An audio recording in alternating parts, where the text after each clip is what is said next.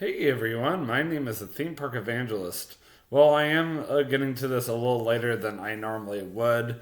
Um, I am now finally doing my next topic on the history of the Theme Park Evangelist.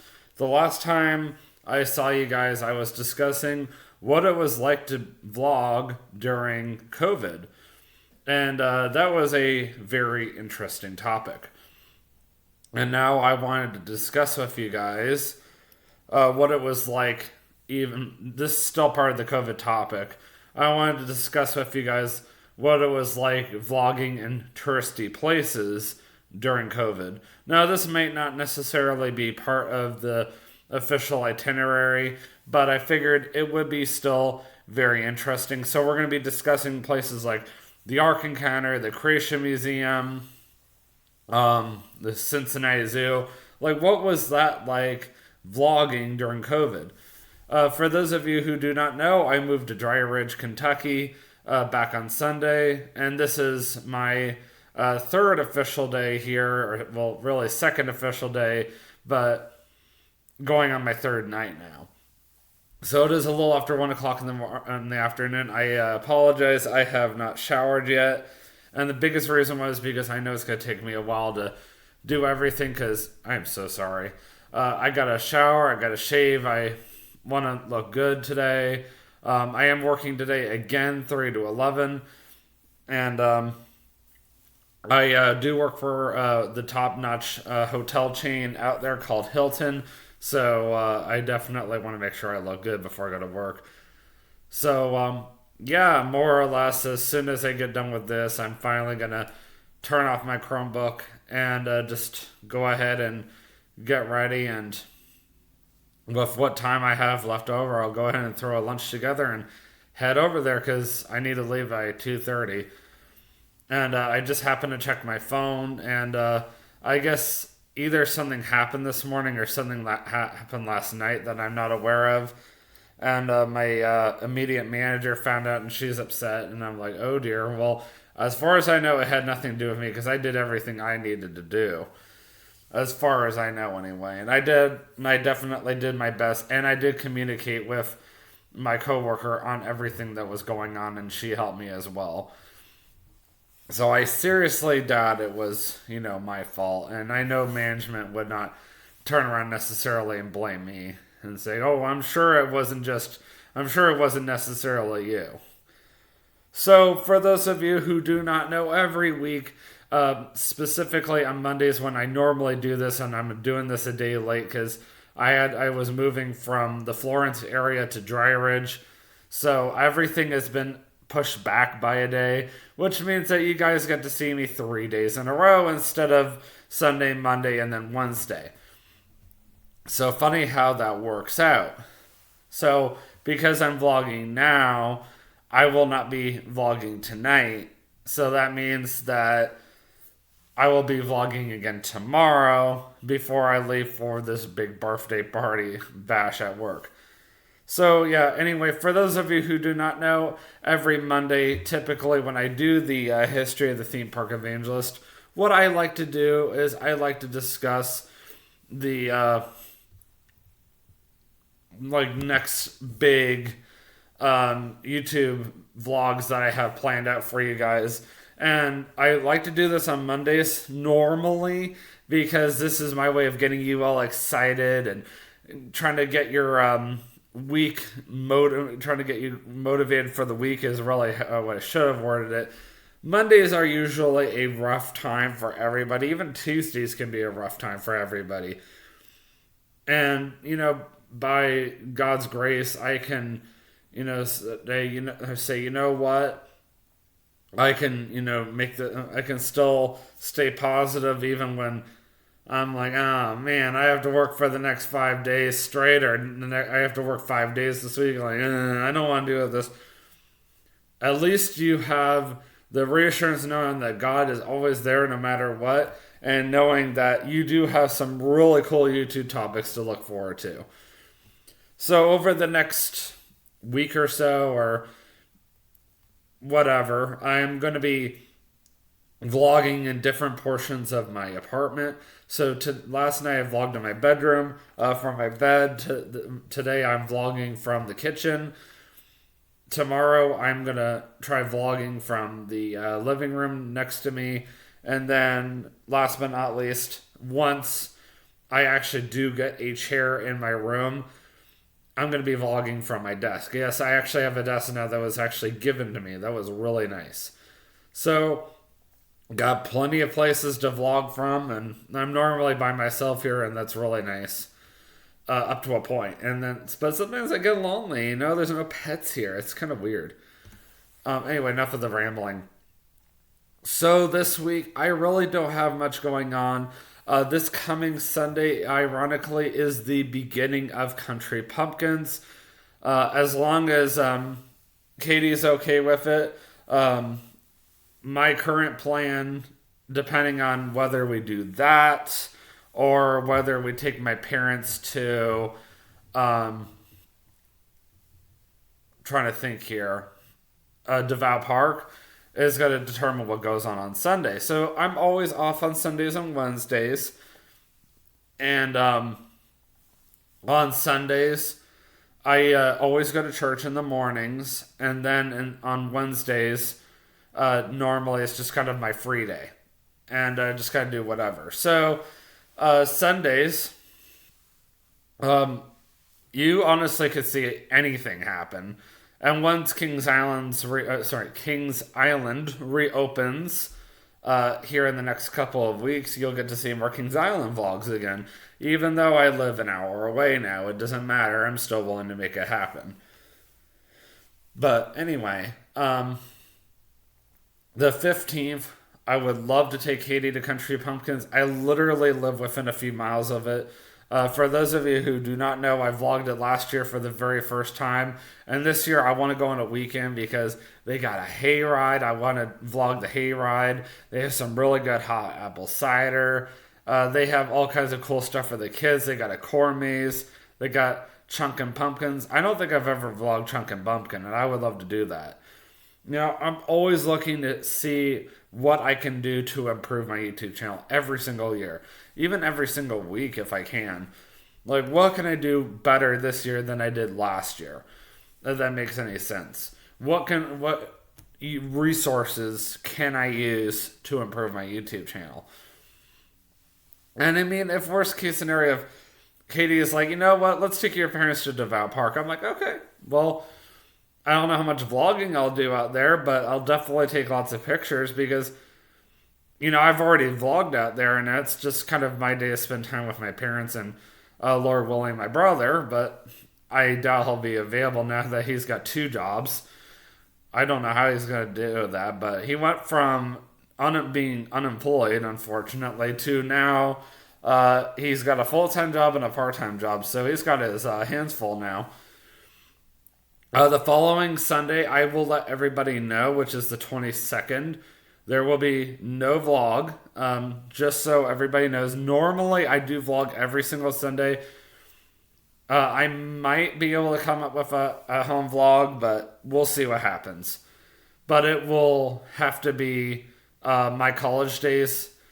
So normally what I do is I do my college days on Sunday or some kind of fun vlog. Now, if I do a fun vlog on Sunday, my college days is going to be on Wednesdays. And then Monday is always going to be the history of the theme park evangelist. So hopefully everybody understands that. And then Wednesday, if I did the my college days on Sunday, then Wednesday is just going to be a random vlog.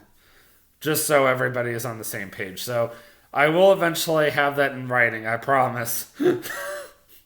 But the 22nd, the reason why I'm not going to be doing a fun vlog necessarily, and I'm going to do my best to doing a home vlog, which I don't see why I won't be able to, is because of the fact that, and especially with me living here now,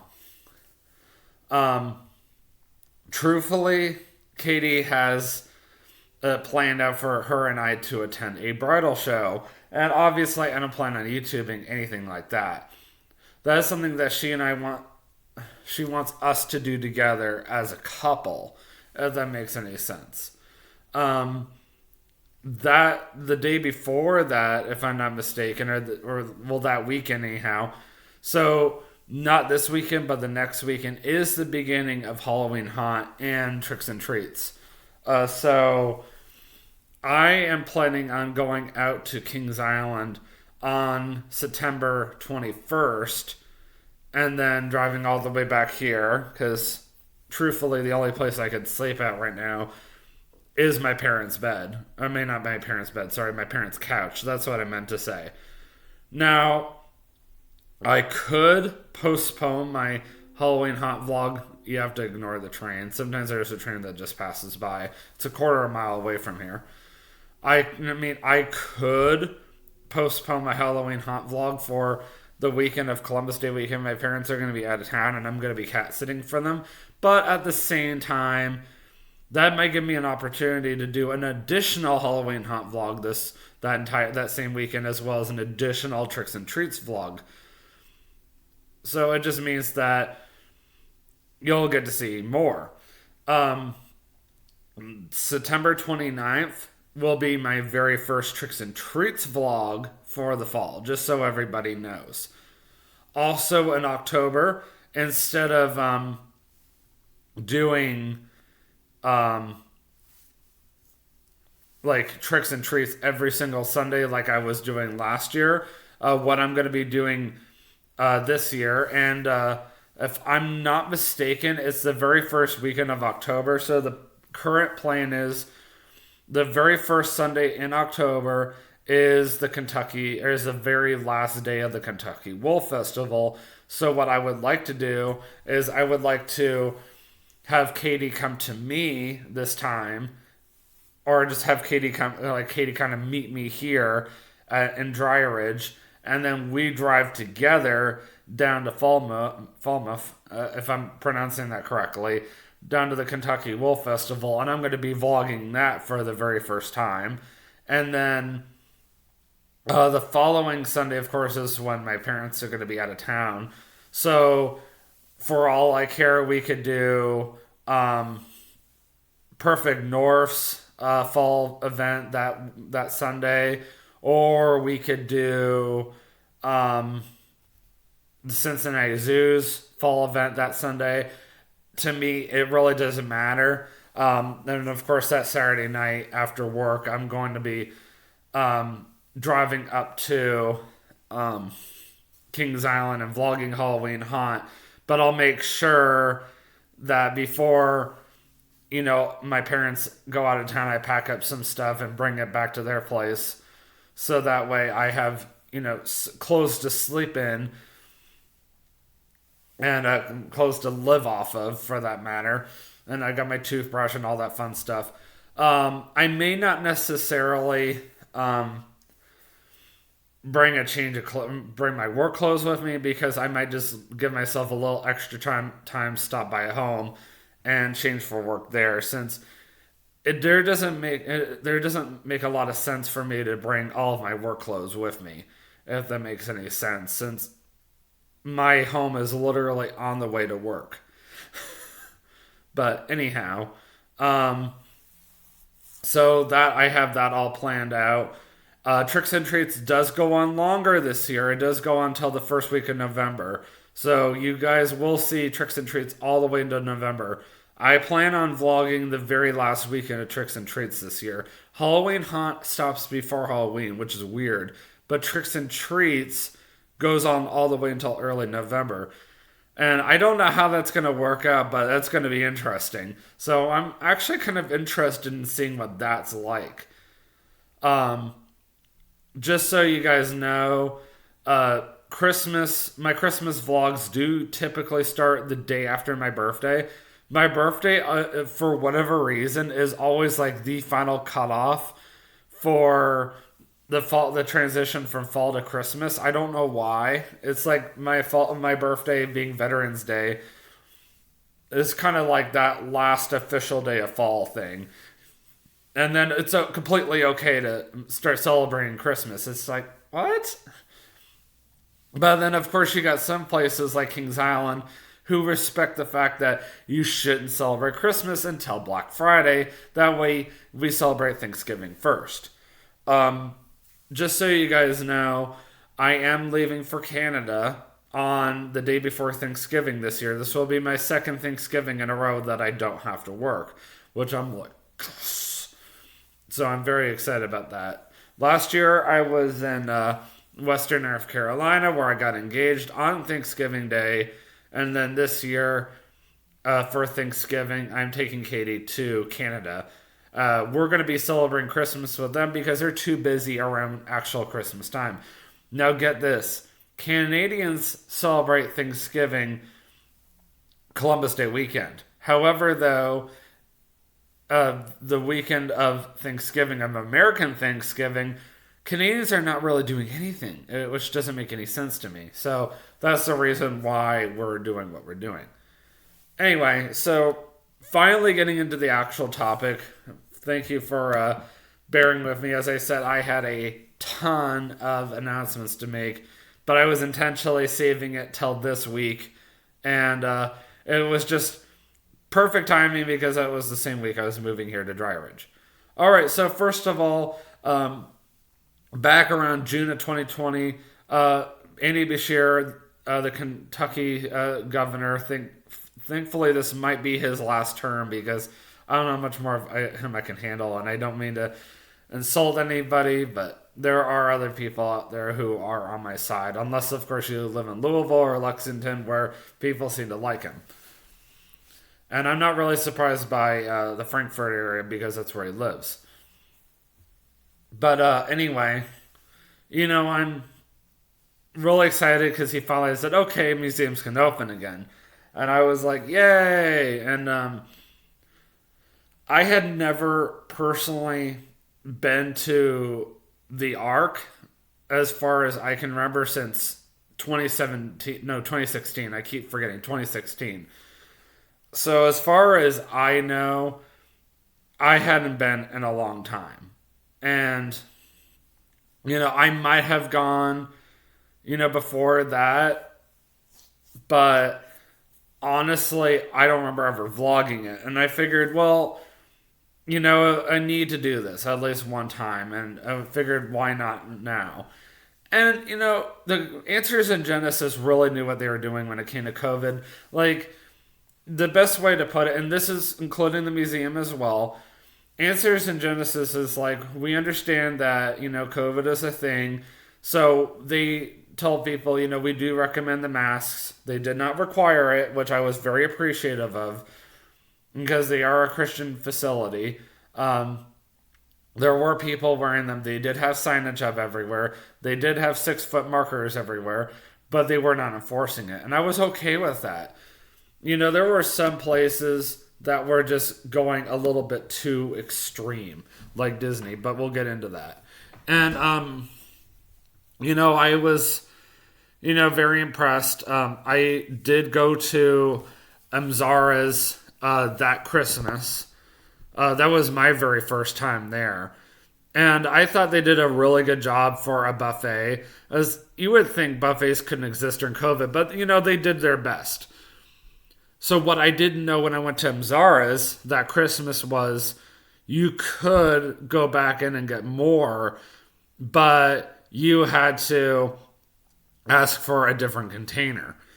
I just assumed it was just a one container. I had no idea. What they did that Christmas, as an incentive for people to come in and see the lights, was you were supposed to pay $5 for your buffet, and then of course it was all you could eat as far as I could remember. I don't remember, it's been like 4 years now, but still, all you can eat for $5. And they would put the food in your container and they still let you choose what you wanted, and you just kept coming back until you were full. Now, I was bad. I was very overweight at the time, so I stopped at McDonald's on my way there, not knowing about this food. And, I show up there and they're like, oh, we have Zara's. I'd seen it, but I'd never eaten there. And I was like, oh, wow, this is really good. And I ended up eating too much, and I was like, oh, I was so full, and I could hear myself going the whole time. I was like, yeah, I shouldn't have done that. Like, next time I'm not eating at McDonald's. That was all there was to it. And the museum wasn't much different. I mean, once again, you had to, wear a mask if you.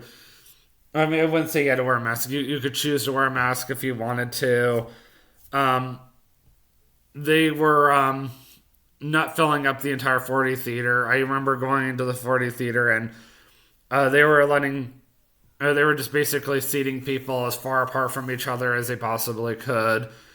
There was a lot more cleaning involved back then. It was pretty crazy. Um, there were definitely not as many people walking around. I don't even remember them seating indoors for all I can remember, but I remember when I first went to Amzara's, the indoor seating was not a thing at all. You had to eat outside, and that's all there was to it. And it was kind of cold out, and the museum was kind of the same way. You couldn't eat inside; you had to eat outside. And I think by the time I did go to the museum, um, all the times I went to the Ark in the museum, they slowly but surely started opening the indoor seating, but it was just very sparse. There was not much to find. So then I went to the Cincinnati Zoo that Christmas as well, and that was another interesting time. But this time they actually forced us to wear the face mask the entire time, and I was like, "This is nasty." This wet thing was on my face, and I'm just like, "Ugh."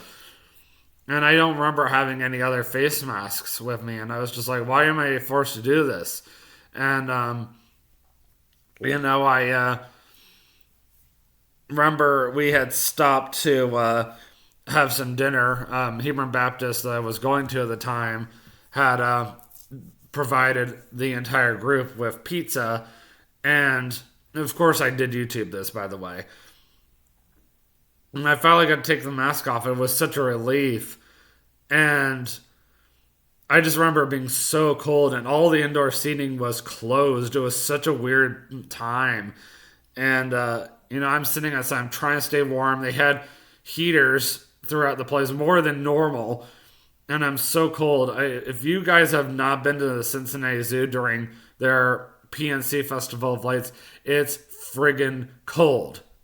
I mean, if you go on a good night, like I went last year with Danny and Daniel, and it was actually relatively warm. You actually went on a good night, but if you go, but I did start to leave when it was starting to get cold, and I was like, oh man, I could not stay any longer. I've been there, done that. It is not fun.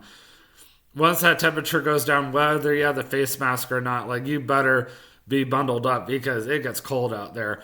And you would have to escape into one of the animal enclosures just to warm up. And at least now you can go inside these restaurants and eat inside now. At least they did improve things since like 2020. But, still, it gets so cold out there. You guys, you're in a wide open space in the darkness, and it's cold. And if I haven't said that enough. I did not go to Kings Island for their Winterfest for the very first time until I think I did the first one in 2019, and then I went again in 2021. And by that point, as far as I can remember, Kings Island had dropped the face mask policy, but then again, I would have to actually go back and watch it. For those of you who do not know, my brother and I went to Florida back in March of 2021, and that was my brother's very first time. Now, I could mention everything that I did that was involving COVID down there, but we're just going to talk about the theme park. So first, let's talk about Disney. So I went to Disney Springs, and it was so weird. They were having everybody kind of being walking through the parking garages, both the orange and the lime at the time, and we were being treated like cattle, and everybody was one at a time having their temperature taken by Advent Healthcare. Yes, Advent Healthcare bought out some of the bigger doctors' offices, down in Florida, and Heart of Florida was one of them. So Heart of Florida is now Advent Healthcare. I remember when I was living down there and they made that big announcement, but it just took a little longer for it to come into fruition. Come into fruition. Um, and then you got to go through security on top of that. And if you left, you had to do it all over again. And Disney was really strict about you had to keep the face mask on at all times, unless you were standing still or uh, and like standing still, actively eating or drinking. Is what I meant. And Disney had just um, updated their face mask policy just before I went down. So at the time, you were allowed to keep your mask off at the table while you're actively just sitting there, even if you weren't eating or drinking at the time. But then they changed it. They're like, no, you have to actually be actively eating or drinking. I didn't see everybody doing it, and I was surprised they didn't enforce it. But I took it, to Laurel because I'm very black and white like that. Um, I did not like going to World of Disney at the time. Disney considerably reduced their capacity. I remember having to wait 10 to 15 minutes, and it was stinking hot out and humid, which is weird for March. And I finally got to go inside. I just remember that AC just smacking me in. I was like, ah. But so I had to point my head towards the light just for that effect. And I was just like, this is the best feeling ever. And, I finally got to get over to my first Disney park. Now that's when it really got interesting. And Hollywood Studios was officially my first time experiencing a Disney park during COVID. And I remember I got a water bottle. Disney had big time discontinued the courtesy water thing. Of course, it's been brought back since then. But, at the time, it was almost impossible to come by free water. And because of the lack of people being allowed inside of restaurants and quick service restaurants and whatnot at the time, and just the lack of staff that they had, it was almost impossible 3 years ago to even get a free cup of water. So I finally broke down. I got myself a bottle of water. It was like almost $5. And they forced me to stand still somewhere away from everybody. And the entire time I'm drinking my water, I could not go anywhere. I had to literally, if I was drinking my water, I had to stand still. If I decided I'm going to save my water, I had to put the mask back on and keep on going. And if I wanted to stop and have more water, I had to actually pull over and drink more water. And they told me that too when I got the water bottle. These days, obviously, you don't have to worry about that. You can just buy a bottle of water and just drink as you go. Things are normal again. But 3 years ago, things were just so weird. And Disney was really big enforcing the 6 foot line rule. They were not even filling their ride vehicles all the way. They were using face shields or, just those things that would divide the line. So, like, even in the Star Wars Galaxy's Edge and the Millennium Falcon ride, they had those, like, glass things in case somebody just sneezed all of a sudden. Even though you're wearing a mask, it would hit the glass instead of somebody else. And I was just like, wow, talking about extreme. I mean, even Answers in Genesis didn't go that far. And that's the way it should be. And Disney was like, no, we're going to take it, to the extreme. And I'm just like, unless you're COVID crazy or you're a liberal, which Disney is, then, I can understand that. And then, of course, I go over to Universal, which I thought Disney was bad. Universal was worse. Like, Disney had complimentary hand sanitizer stations everywhere, but Disney was not forcing people to use it. The only time I was a little aggravated with Disney, aside from having to stand still and drink water, was when I went out for that, meal. I went to 50's Primetime Cafe. And, it wasn't terrible having to take the mask off only to eat and drink. But, Universal literally took it to another extreme. So Universal was a lot more lenient about the masks. I will give them that. Disney was like, nope, only one type is allowed, and that's it. But Universal was like, okay, we'll allow that and neck gaiters. I was like, okay. And it was like, at first I'm thinking Universal is better, but nope. We're in line for the Spider-Man ride, and they were actually putting hand sanitizer on your hands whether you liked it or not. TJ and Kay were joking around me, and I actually applauded them for this. Were taking the hand sanitizer, wiping it on the metal bars. I was like, good for you, because that stuff smelled nasty. And I was like, why would I want that on my hands? And then they get on the ride vehicles. And then Universal team members were walking around either with face masks on or face shields. I never really understood the face shield thing. At least Answers in Genesis allowed their employees to wear face shields if they wanted to. Disney was like, nope, no face shields allowed whatsoever. I was like, okay, whatever. And then, when I was also at Universal, I stopped to have lunch at one point. And normally you are allowed, and I mean, I say normally because you can now, go up to the counter and you could either pay with cash or card.